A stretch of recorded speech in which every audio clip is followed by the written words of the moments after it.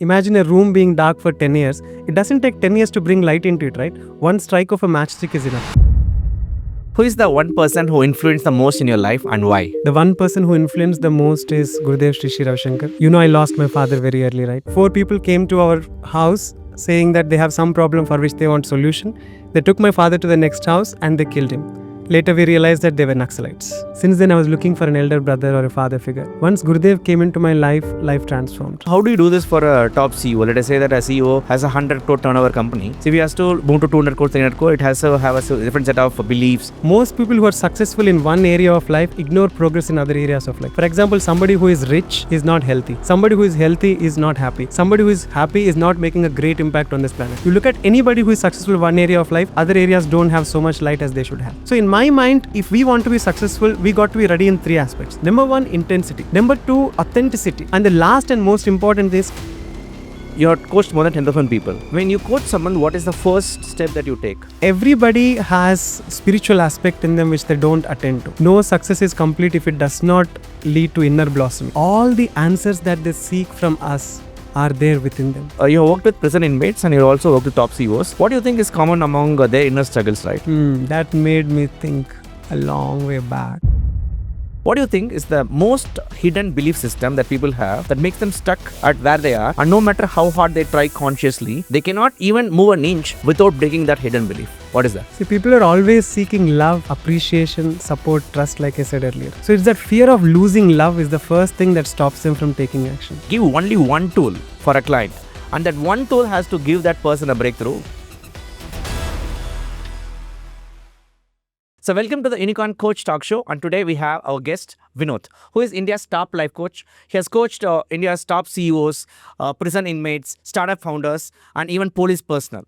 And today we're going to dive deeper into how he used one of his personal tragedies into a superpower, because of which he was able to scale his coaching business to heights that very few can do.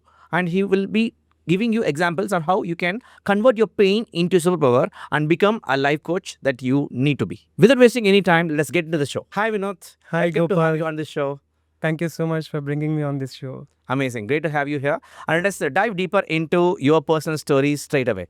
So can you tell us about that tragedy that happened in your life and how it motivated you to the level that you are right now? And what is the influence that had in your life and your coaching career? Sure, Gopal. This is probably the first time sharing this on camera. My father and mother come from very small villages. In fact, my father comes from a village which is called Peddarathpalli, which means a village with large stones. To get drinking water, we had to walk miles. My father walked 10 kilometers every day to complete his schooling for 7 years. And then he was the first person to step out of his village to find a livelihood. Because in those days, if it rained, everybody celebrated because of the agriculture was the major source of livelihood. But when my father got this opportunity to work in coal mines, he ensured that 100 people from his village got an opportunity to work. So that gave that sense of security for them to live lives. Because he had a tough time going to school, he started a free school, which helped 10,000 people complete from LKG to 10th standard. And he brought drinking water to the town. He brought municipal roads. I already have tears in my eyes. I think I was 8 years old when this incident happened. 4 people came to our house saying that they have some problem for which they want solution. They took my father to the next house and they killed him. Later we realized that they were Naxalites. Wow. So this is a incident which should have blown away so many people's livelihoods and their dreams. And what was the impact that it had in your life? And I know it's a very serious incident that happened very early in your life. So what kind of repercussions this particular incident had in your life after that? See, we were very rich, very powerful, and on top of it, we were educated. My father resumed his education after a long time, became lawyer. So we were the envy of everybody. When people had huts, we lived in houses. Like we had 3 houses, plus a 15-room school right in front of us. When people had 2-wheelers, we had 2 4-wheelers. We were the first to have phones. So we were always the envy of everybody. Once this happened, I could see the true colors of people. I realized how unreliable people are. And until then, I was an atheist because my father was an atheist. I started believing in God. I started believing in superpower. They say imitation is the sincerest form of admiration, right? If my father was wearing white, I was wearing white. If he had Ray-Ban glasses, I was wearing Ray-Ban glasses. So therefore, after that, I started believing in a superpower that exists that will take care of me much better and take me much longer, much farther. Mm-hmm.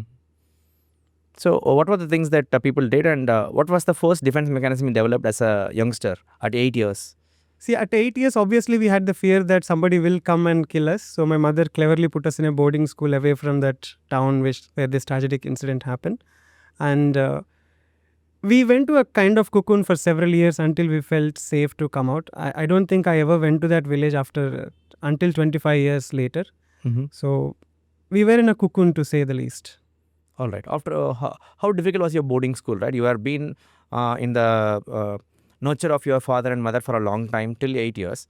Now you put into a boarding school, like where you being bullied there, or where you did face any kind of circumstances where you felt that you really need to develop something that will protect you. So, what are the kind of things that you had at that point of time? That's a good question, Gopal. I remember that until 10th class, until 10th standard, I continued to believe that my father will come back because I never accepted his death or his murder, to be precise. Then when I went into college, that's when I felt that suicidal contemplation, as they now call. I was racked so badly. So there are 3 failures that transformed my life. One is I wanted to be a cricketer. I worked hard for several years, did not happen. Number 2 is I wanted to be a cardiovascular surgeon. I gave the medical entrance once, did not happen. Twice, did not happen. Thrice, did not happen. Reluctantly, I chose BDS. So I was racked so badly in my college that entire year, all I was thinking was how to commit a suicide that does not look like a suicide. So I think towards the end of the first year, I happened to do the Art of Living program, which increased my confidence, which helped me find peace within myself, and which inspired me to be of service to others. Wow. That I think is a turning point in my life. So, can you tell us about the inspiration, right? What kind of inspiration did Art of Living played, and how did you came to know about this program, and what was that change, right? How did you change your inner life that automatically transmitted into your outer life? I remember very well, I was in my college canteen when everybody was reading a pamphlet that had Pulala Gopi Chand's testimonial in it. He said, in Guru, I found a guide, I found God, I found friend. So I was looking for that. Remember, I lost my father when I was 8 years old. So until 18, I was looking for an elder brother, or I was looking for a father figure in whom I could confide, in whom I could gain that strength from. So when I came across this pamphlet, I really loved it. Do you want to be more happy, more peaceful? Obviously, yes. Do you want to achieve something big in life? Obviously, yes. Do you want to be of service to others? Obviously, yes. So the next thing that was obvious was to enroll in the workshop. I sat down in the workshop. I loved the techniques that the teachers taught, especially the Sudarshan Kriya. It helped me release all the stress, all the fears that I had that somebody will come and kill me someday. And then at the end of the course, it was so clear to me that all the fears that we have are inbuilt. There is nobody who is imposing fear from outside. And if we can let go of fears and give space for courage, we can bring any change that we want in our lives, also in others' lives. Wow. Okay. This is an amazing transformation. And how did this lead to your coaching career? So you are Art of Living student and you learned all these things. What was the next thing that happened that led you to your coaching career, Vinod? See, I didn't like what I was studying, obviously. I wanted to be an MBBS cardiovascular surgeon. So BDS started off with a regret. How can I escape I failed in all my first year exams, anatomy, physiology, biochemistry. It's a pure miracle that the first miracle that I experienced after doing Art of Living is passing the first year. So then I became a senior. I did not want my juniors to go through that pain. So I started the anti-ragging squad. Then I ensured that everybody in the college did the Art of Living program. So which helped them find inner peace as well as build harmony with their stakeholders, whether it is seniors, juniors, parents, teachers.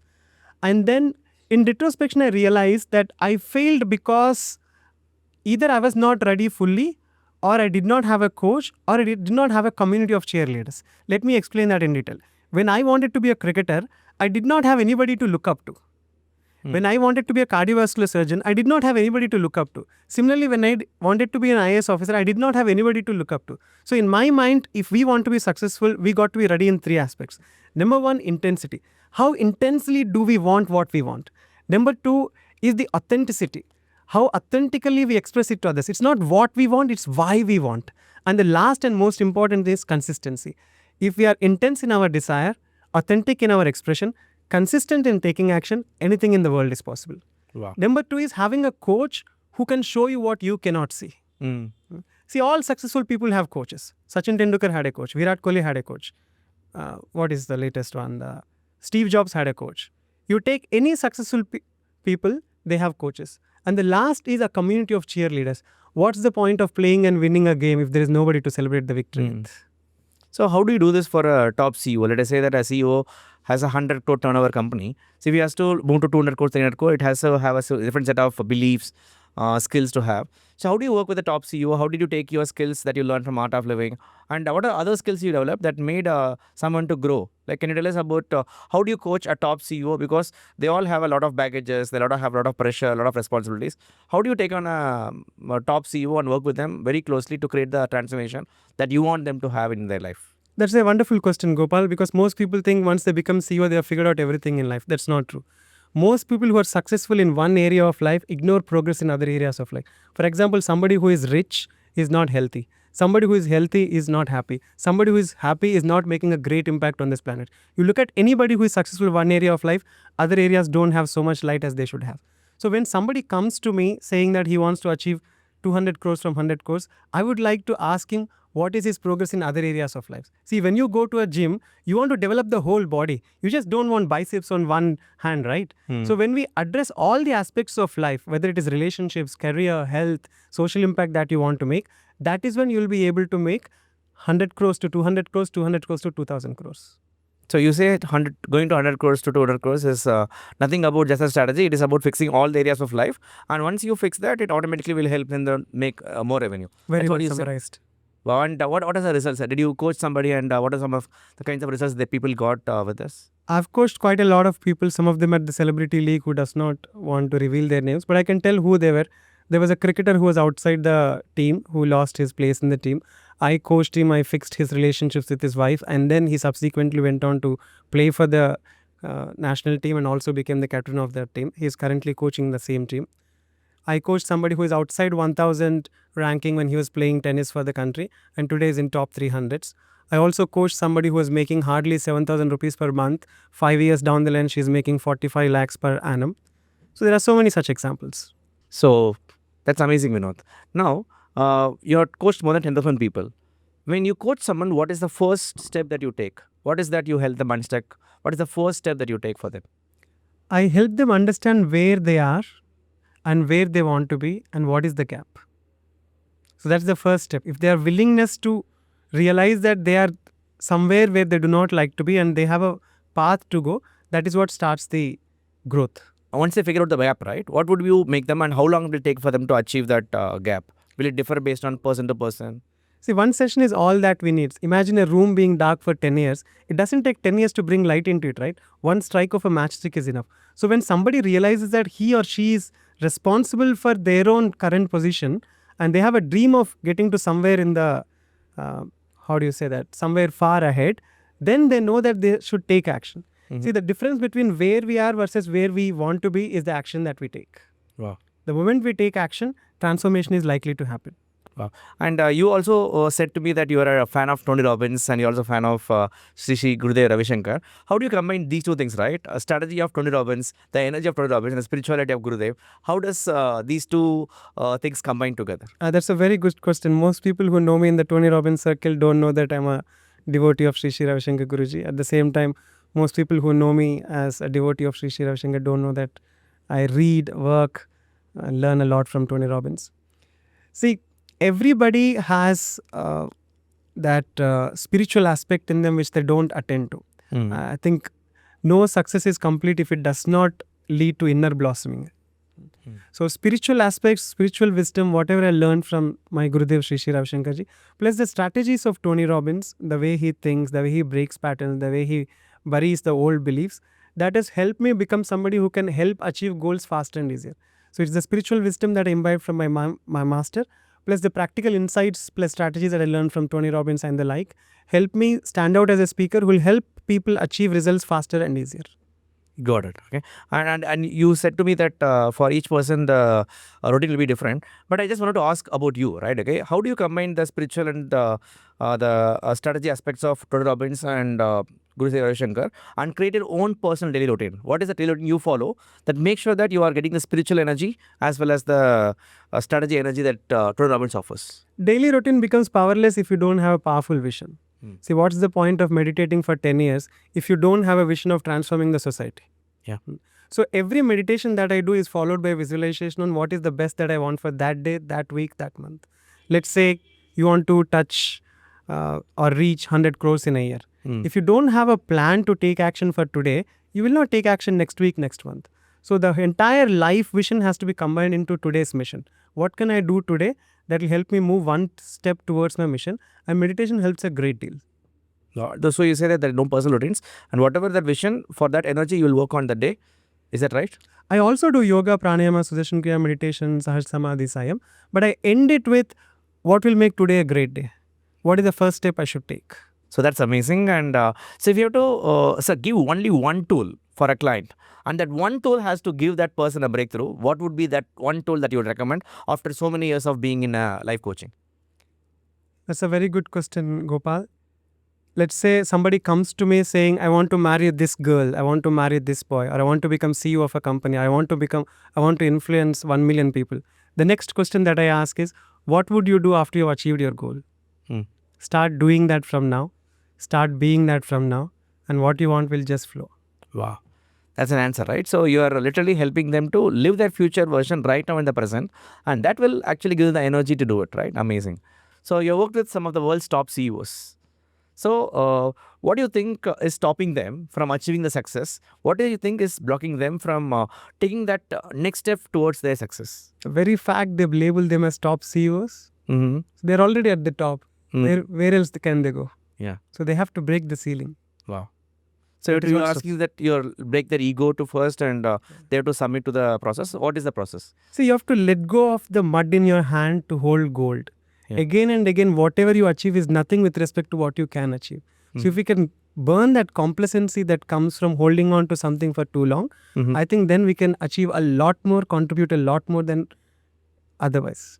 Amazing. That's a great story. So, like, you worked with prison inmates and you also worked with top CEOs. What do you think is common among their inner struggles, right? What do you think is the common inner struggle among both of them? A prison inmate, a CEO, right? Okay. What do you think is the... Both of them are struggling to be known for who they really are.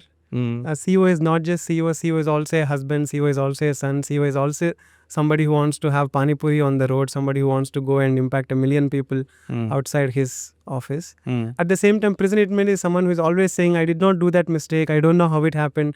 Please love me. Please accept me. Please support me. Please trust me.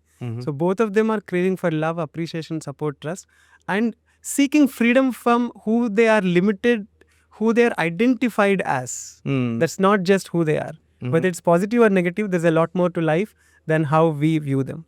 Wow. So you are saying that only when they're able to break that perception, they're able to break their barriers, right? Yeah. Yes. So that's an amazing analogy. Tell us about an amazing transformation story that happened with your clients. One coaching case study that even surprised you. That how can this even happen under my coaching? That made me think a long way back. I remember one person who was never interested in taking up a job, never interested in doing business. He was only interested in having a girl by his side. And when he came to me saying that I'm in love with this girl and I'm in love with that girl, I love this girl, I asked him this question: why do you think that girl should love you back? Then that question moved him so much that he probably thought, I meant that he didn't deserve it. But then when I took him through that session of who you should become for you to attract the life person you want. See, you won't get love by chasing love. It's like a butterfly. You can't catch a butterfly by chasing butterflies, right?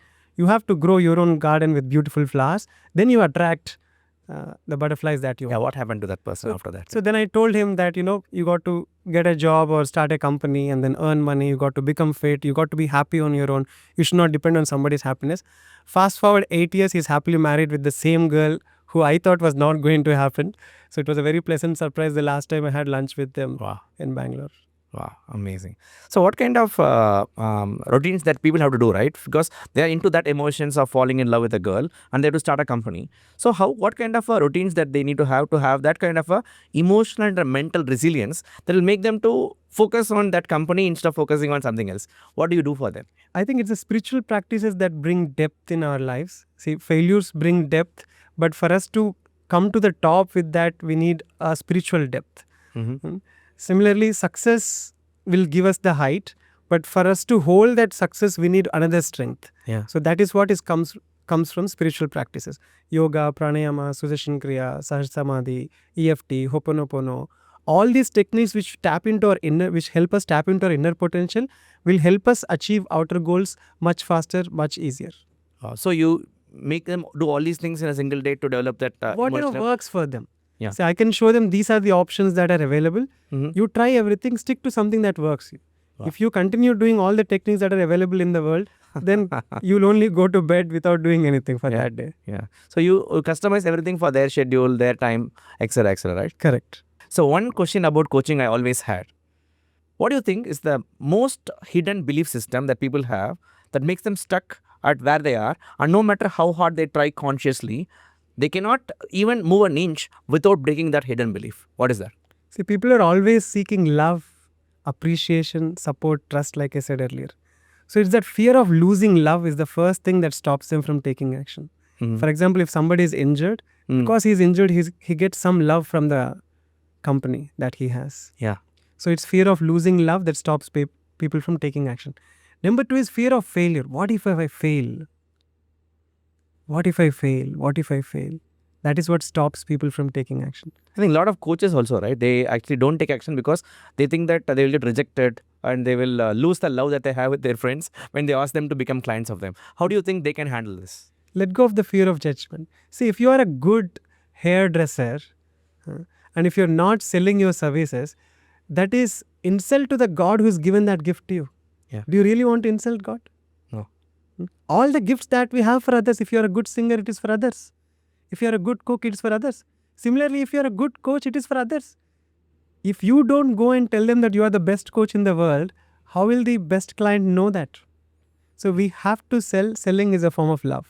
Amazing. So I think this is where coaches miss the game, right? It is all about expressing your love, expressing your desire for helping people to get to where they want to get. And that's why you are communicating to the clients. And when you let go of that rejection, right, you are full of love and you're going to get whatever you want to get. This has been amazing, Vinod. I just wanted to know where you are seeing yourself 10 years from now.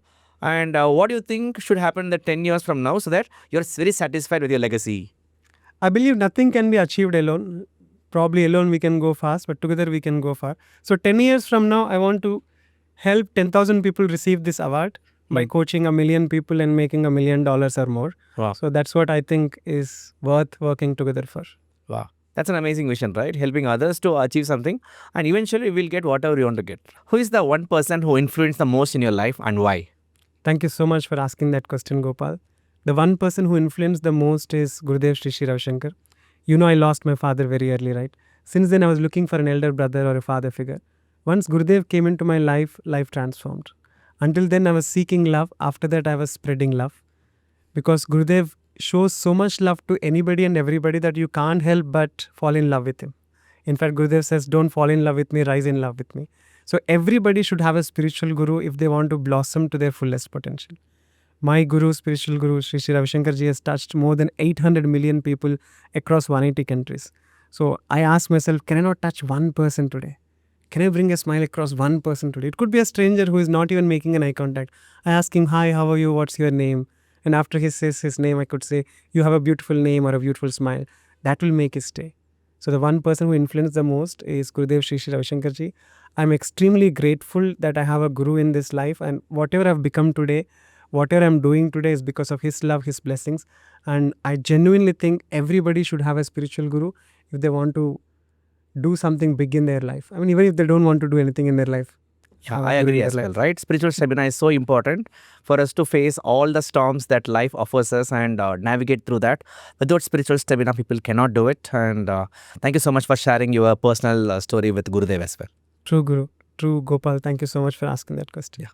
So, what's one piece of advice you would want to give to a coach who is just starting out and he's pretty young, like when you began your journey? Don't give any advice to anybody. If Bill Clinton were to come, or let me give you an example that you'll resonate the most. You use iPhone a lot, right? Yeah. Imagine Steve Jobs coming to you and asking, tell me, how do I use iPhone 16 or 17? You will not take a whiteboard and a black pen and say, come on, here are the basic step 1, step 2, right? You will tell them, boss, you are Steve Jobs. That is exactly what coaches should do. all the answers that they seek from us are there within them. We just have to turn the question a little bit and ask, what would you do if this were not true? If people say, I am stuck, what would you do if you were not stuck?